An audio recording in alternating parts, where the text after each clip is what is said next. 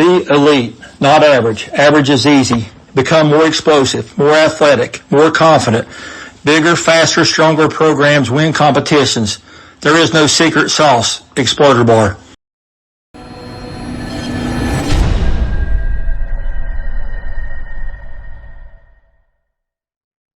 Here with Coach Casey Dacus of the Navasota Rattlers. How are you doing today, Coach? I'm good, Tony. Thanks for having me. You are welcome. Now, this is an incredibly busy time of year. A lot of sports have just wrapped up. Some of them are still ongoing into the playoffs, and you got graduation here coming up real soon.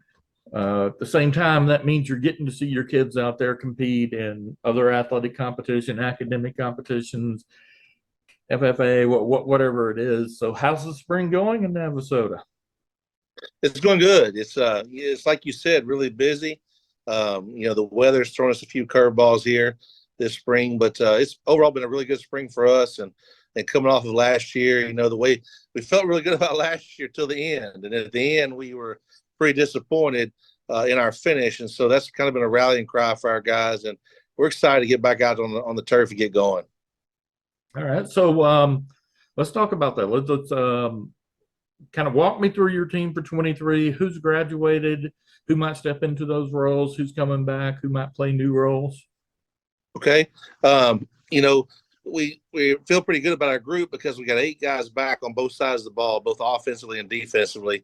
We did not graduate very many guys at all. Our senior class this past year only had 9 guys in it, I believe. So it's a really small senior class for us. All the rest of our groups are pretty much somewhere around 30. And so we got a lot of guys back, a lot of guys playing the same positions. Our biggest loss on offense is going to be DeAndre Scott, our running back this past year. He was a senior who had a tremendous year for us, and we kind of lucked into that, being real honest with you. Last year, going into the football season, our returning starter was Jamal Thomas, and Jamal had some shoulder surgery in the spring of last year, and he wasn't ready for football season when two-a-days started, and so we had to move a few guys around. And DeAndre, we tried him one day at running back, and he was very, very natural with it.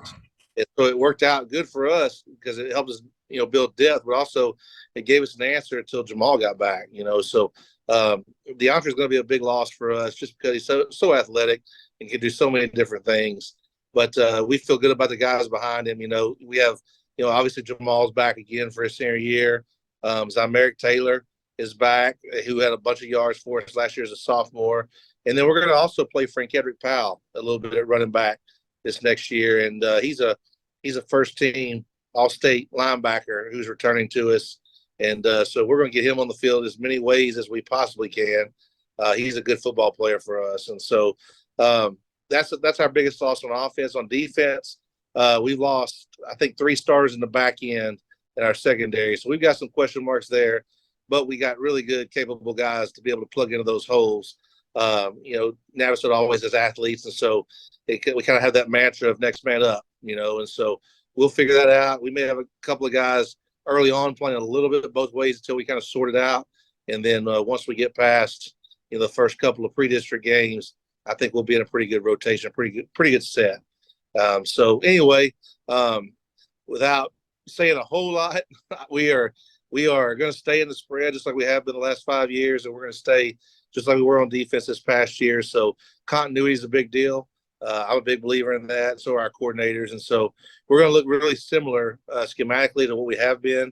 And we got 8 guys back on both sides of the ball. So we think that experience that's returning is going to bode well for us. Now, if you will, kind of walk us through your district. Who's in your district, and what do you expect to see from them on the field this fall? Well, we have a heck of a tough district, to be real honest with you. Last year, we were sitting at 6-3 going into our last game in second place in district behind El Campo, and we lost to Brazosport in our last district game, which put us in a 3-way tie for third. And because of that, we went to points, and we were the odd man out. So it's crazy how even this district is. It's everybody is very, very similar. Everybody's got guys that can play. Obviously, El Campo. Their tradition speaks for itself. The last couple of years, they had Reuben Owens. Coach Worrell did a good job down there. They have a new coach who's an outstanding coach, and Coach Reeve. So I imagine they're going to be really good again. They always are. Bay City, last year, a lot of people thought that they were kind of the surprise of the district. But honestly, if you would have seen them the year before that and you knew how young they were, you knew they were coming. And last year they finally kind of showed some glimpses of that. And they're talented, unbelievably athletic. They'll obviously be a heck of a challenge. Meadville, last year their record probably didn't reflect really what they are. They're a good football team who was in just about every game, and had a hard time finishing. I know towards the end they knocked off, I want to say, Iowa Colony in a pretty good way, but they've got talent. Coach Giles does a good job over there too. And then you talk about Iowa Colony. Iowa Colony, everybody's like, well, who is that? It's the new school right next to Manville and Shadow Creek. And so if you want to talk about athletes, look no further than Iowa Colony. But, last year we went down there and played them about halfway through our district schedule. And high school kids being high school kids, we thought that new school, our kids could overlook them. And we got down there and they got after us. And they beat us in overtime. And that was really kind of a loss that really set us back a little bit. And really hurt us at the end, obviously, when we lost to Bradsport. But they got guys everywhere. They don't lose anybody. They're getting another class of kids in there, so they're gonna have the numbers. They're gonna have everybody returning, so they're gonna be quite a handful. And then obviously Bradsport is gonna be decent. They're good like they always are. They have a new coach with Coach Knipes leaving and retiring, so it'll be interesting to see kind of what they settle on as far as their identity, what they are.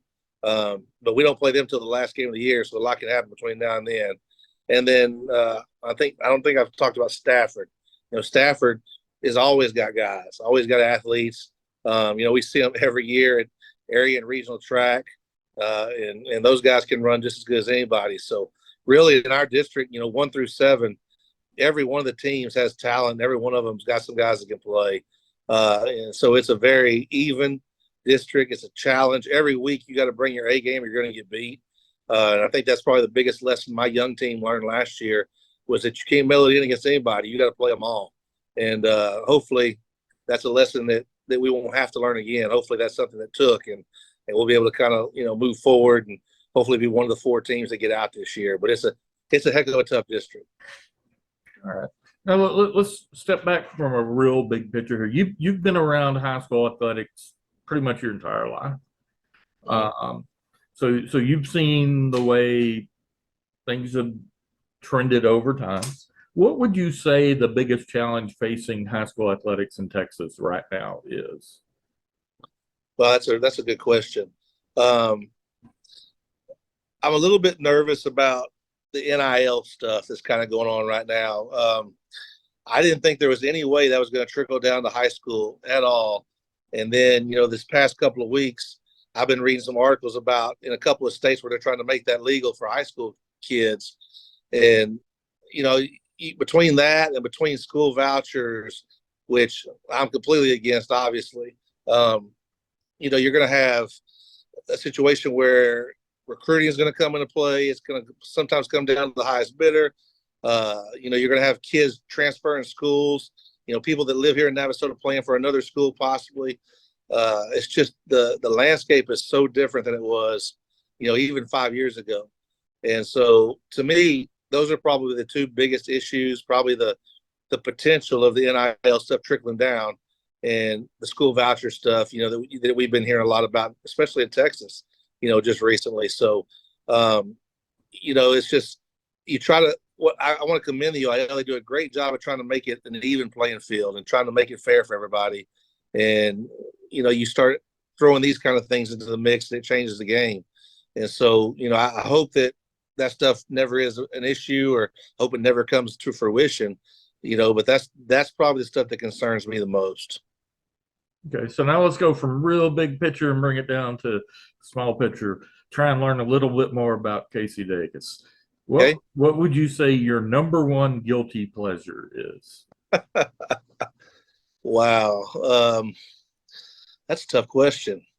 I love to travel with my family. We have a good time when we're able to get away. We're all able to do that.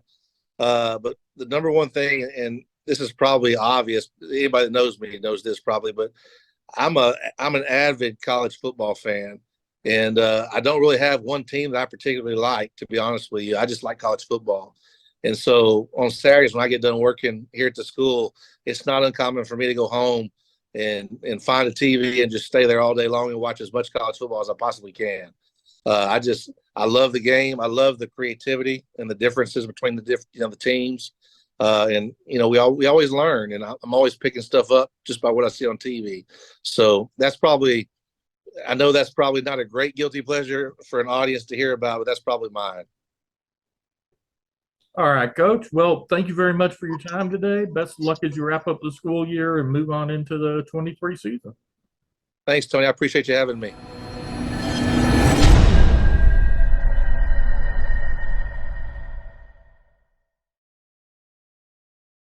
Be elite, not average. Average is easy. Become more explosive, more athletic, more confident. Bigger, faster, stronger programs win competitions. There is no secret sauce. Exploder Bar.